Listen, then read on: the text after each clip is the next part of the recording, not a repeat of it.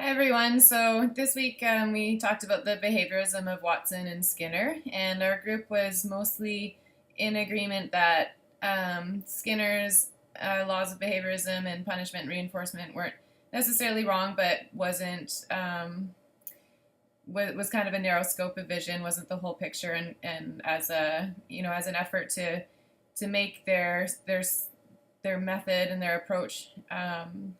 to applying natural sciences to the human sciences and trying to just focus on behaviors and things that can be objectively observed and recorded, that a lot was left out in the process. And as a result, that could lead to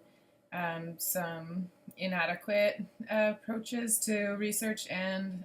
therapies and just basic understanding of human nature.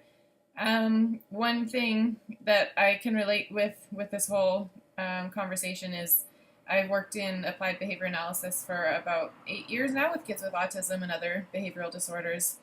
and I've applied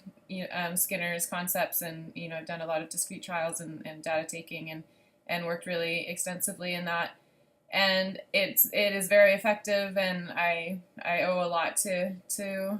both Watson and Skinner and Pavlov, and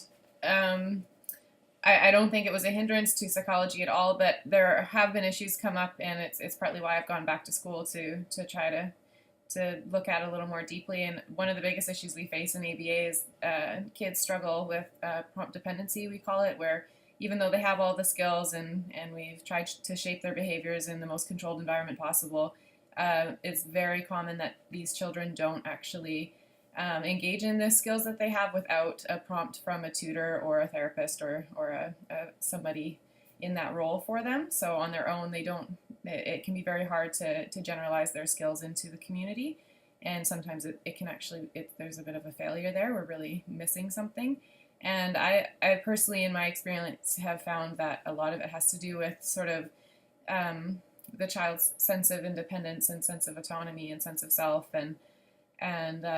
a lot more to do with what's going on the inside, and not necessarily just the behaviors, and that isn't getting addressed because we're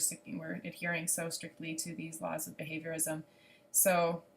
I think there's something missing, and I think there's something else we need to look at, and other things that we need to work on just outside of behaviors and drilling skills to to achieve full independence and autonomy of our human nature.